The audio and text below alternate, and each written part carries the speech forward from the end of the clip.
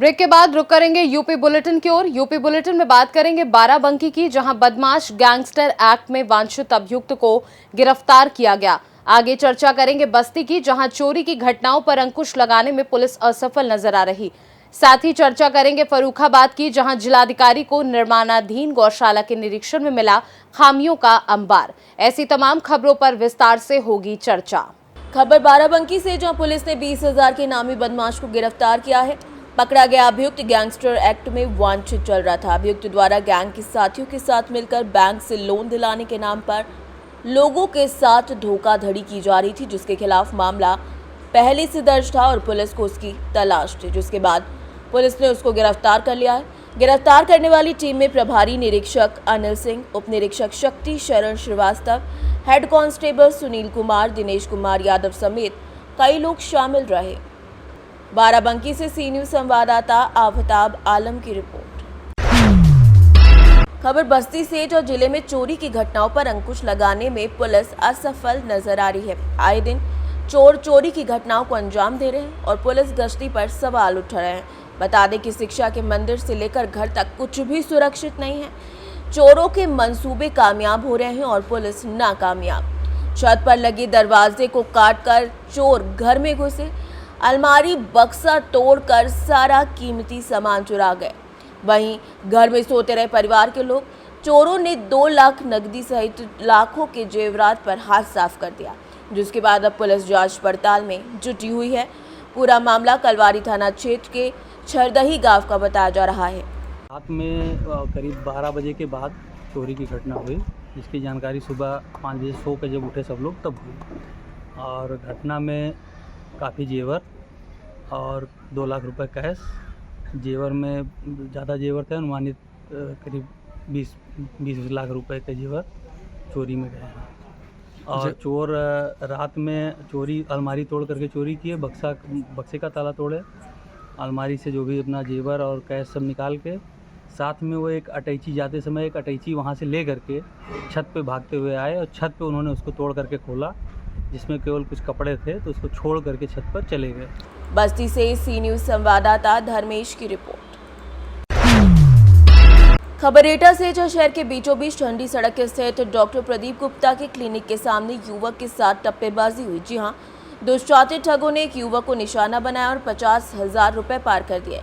Bank of Baroda से 50,000 निकालकर सुदेश घर जा रहा था कि उसके साथ टप्पेबाजी हो गई। पहले से ये बैंक में मौजूद बताए जा रहे थे दोनों अज्ञात टप्पेबाज। वहीं पीड़ित ने फॉर्म भरवाने के नाम पर बातचीत शुरू करी और फिर बातों में उलझाकर टप्पेबाजी की।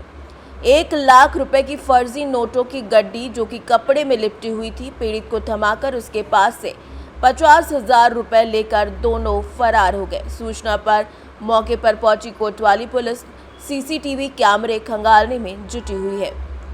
एटा से सी न्यूज संवाददाता लखन यादव की रिपोर्ट।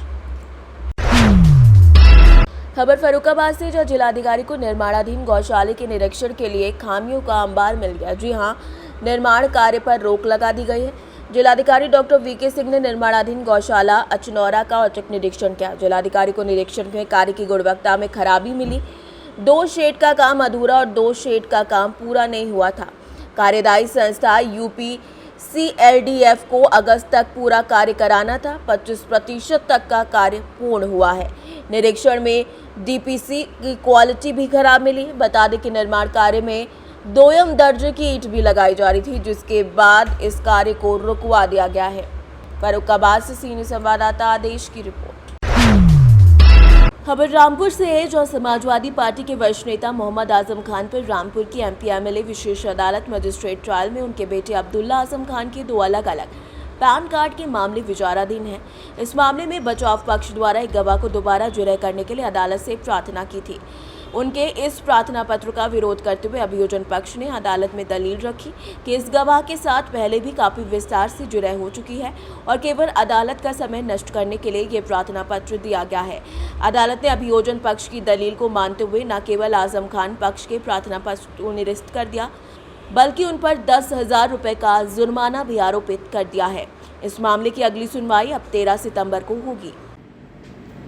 अब्दुल्ला आजम खान के डबल पैन कार्ड से संबंधित मामला जो विशेष न्याय मजिस्ट्रेट एमपी एमएलए के न्यायालय में विचाराधीन है, जिसमें विवेचक की गवाही हो गई है। बचाव पक्ष के अधिवक्ता द्वारा PW8 SI प्रवीण कुमार को पुनः जीरक करने हेतु तलब करने के लिए प्रार्थना पत्र 311 CRPC का प्रस्तुत किया गया था, जिस पर अभियोजन द्वारा आपत्ति की गई कि पूर्व में पर्याप्त अवसर बचाव पक्ष को दिया गया था और बचाव पक्ष के द्वारा इस गवाह से लगभग 74 पृष्ठों का जो है जीरक कर दिया गया था और 311 में यह उल्लेख नहीं किया गया है उनके प्रार्थना पत्र में कि बचाव पक्ष के द्वारा किन बिंदुओं पर जीरक करना है।